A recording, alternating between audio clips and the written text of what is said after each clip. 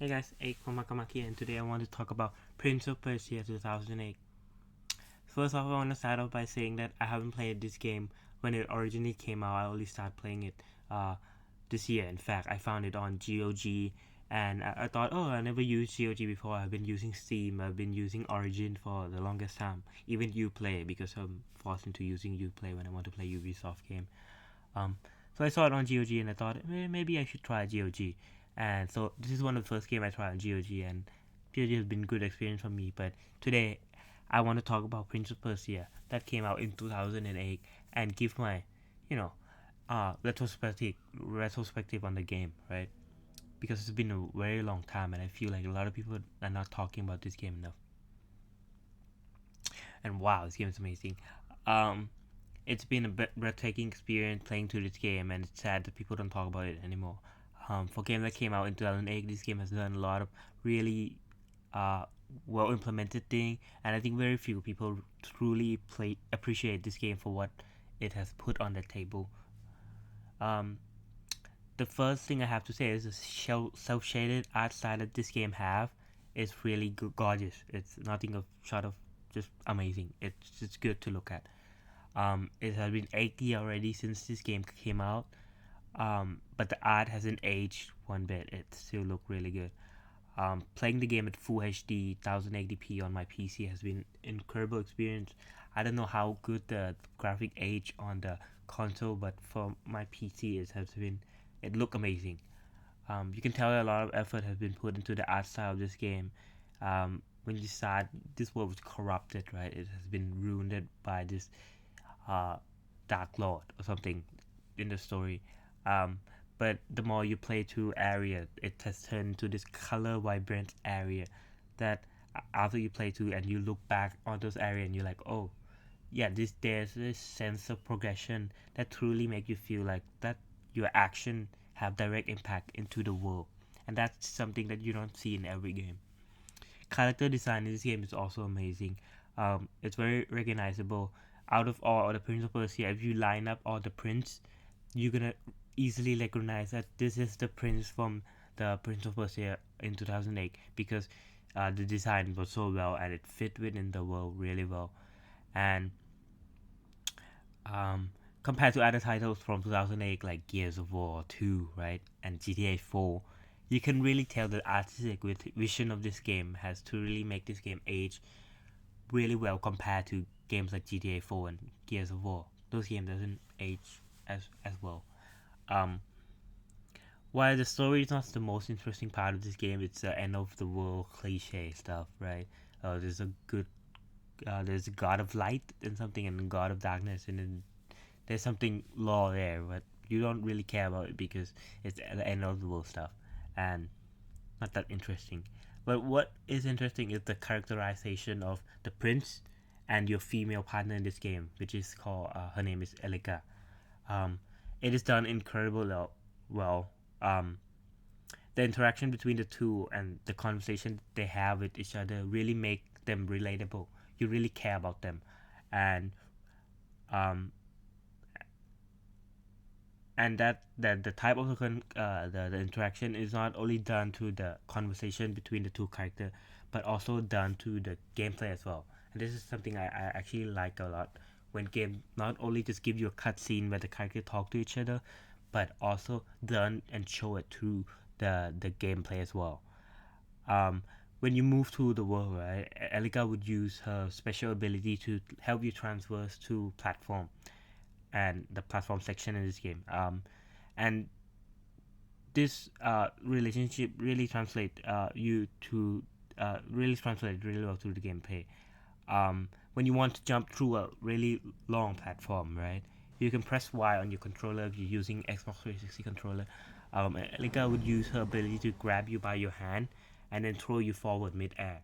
So essentially, it's giving you second double jump, right? Like you jump one and you get a double jump, but it's done really well. So you really feel like she's actually pushing you forward. Um, and when if the prince is climbing on the side of the wall, right? And Elika, she's not good at climbing, I believe. I don't know why, but she would grab the prince from the back and kind of grab her, and the prince would move from platform to platform, and they would go together. So the relationship is almost, in terms of gameplay, right, symbiosis almost, because they are both relying on each other to move to platform. It's really interesting. um and unlike like escort mission in most video game, right, the interaction between Prince and Elega really feel organic. You don't feel like you're just escorting her to places. You actually feel that you're going together in both the gameplay and the character conversation. That it's never feel like she's just an NPC in a game, right? One of my favorite part. This is my favorite part, by the way. Is that when you stand on a really small platform where it's only have space, for one character model, right? And you want to move backward, so Eliga would kind of block your way. And in most games, this would be like a big problem, because you will either be blocked by the character model and you can't move backward, or maybe you have to push the character and the character model is gonna move, right? The character model is gonna move backward, and it usually break your immersion. Rather than do that, the prince would grab her by her hand and then kind of do like a 360 spin, and wait, 180 spin. It's not 360, because 360 he would turn back the direction he was. So yeah, it's a 180 spin, and he would grab her by her hand and they would spin around. And it not only is really cool to look at, but it really make you feel that the interaction between the prince and Arya go are much more real because of that. Because you can really sense that they trust each other enough to do that, and it fit really well within the art, and how the character move throughout the game, and it's just so cool to see that. And I feel like this small interaction between Elega and the prince when they're stuck on a platform, and usually for most player and for most game developer, that's a problem, right? Because there's a clash, right? There's an NPC here, and the player want to move past the NPC. How do we do that, and how do we make that seamless? And this game does that really well. This small interaction between the elegant is really something that I feel like more games should look into and try to implement, right?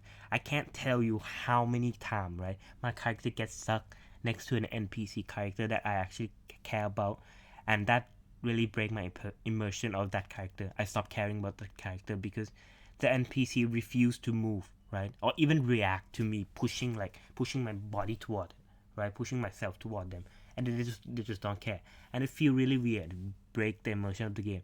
And when I find this out in this game, it just gives me a smile, because oh, I have to move backward, because if I don't move backward, I'm gonna get stuck, right?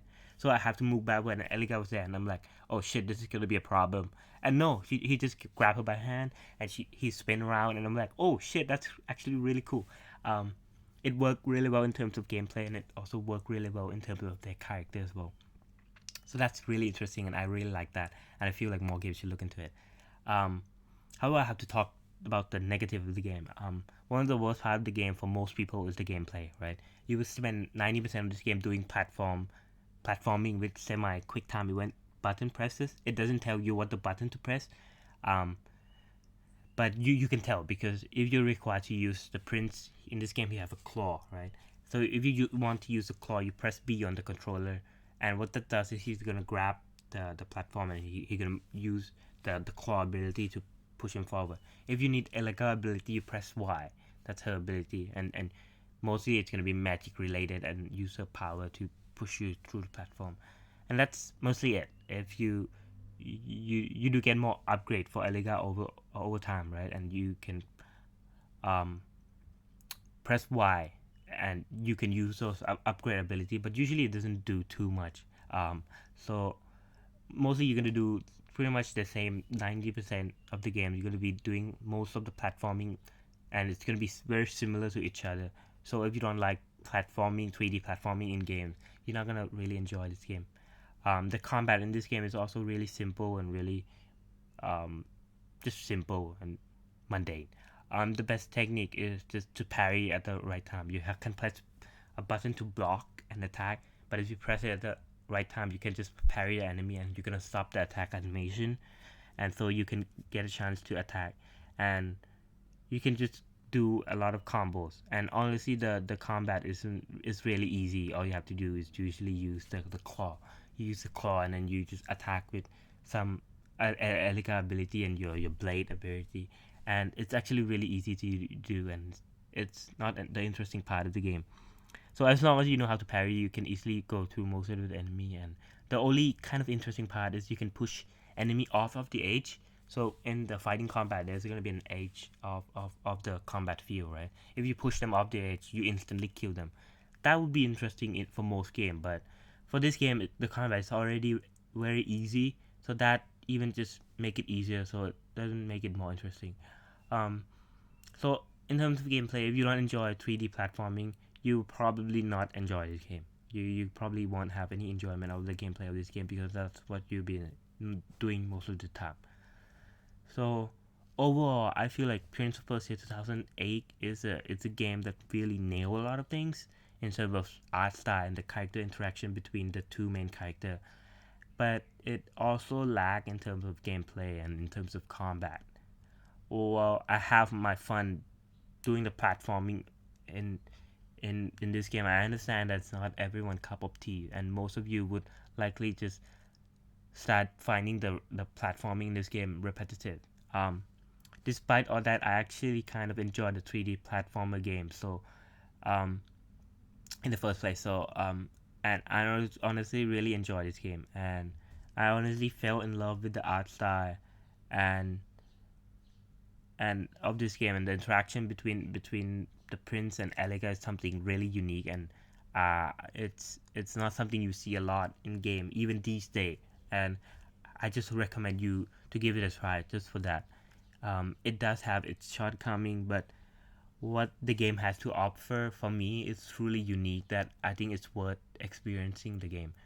The saddest part of all this is that there hasn't been Prince of Persia game for a very long time, and after I play this game, I want to play more Prince. I want to see more of the Prince. Um, since Ubisoft actually really pushing Assassin's Creed now, which Assassin's Creed is originally a Prince of Persia game, and they push it into Assassin's Creed, and it has become kind of more successful. And honestly, I just want to see the Prince back because I have had enough of Assassin's Creed. Um, I enjoy Assassin's Creed 4 a lot, but after that, I don't know. Unity was kind of a mess, and I don't want to play Syndicate at all. So yeah, I want to see more of the Prince. I want to see Prince of Persia make a comeback. And also, this game is also almost criminally overlooked by most gamer. And in my opinion, like retrospectively, this is actually one of the best 2008 game. I mean, one of the best, not the best. Um, Along with games like Fallout 3 and Left 4 Dead and Mirror Edge. I think this game is up there, right? This game is up there in terms of quality compared to Fallout 3 and Left 4 Dead and Mirror Edge. And so yeah, that's my retrospective into Prince of Persia 2008, and this is a really fresh opinion because I haven't played this game before. I actually just experienced this game, and I thought it was really interesting and unique game that I feel very people overlook, and this game deserve more eye looking to it. So have you played this game? Have you played Prince of Persia 2008 before? Do you find the game interesting at all, and have you go back and play this game at all if you have played it back when it came out? So give me your opinion down below. Give me a comment. Tell me what you think about the game, and if you like the video, please leave a like. That's always helpful for me and my channel. And yeah, see you guys later. Peace.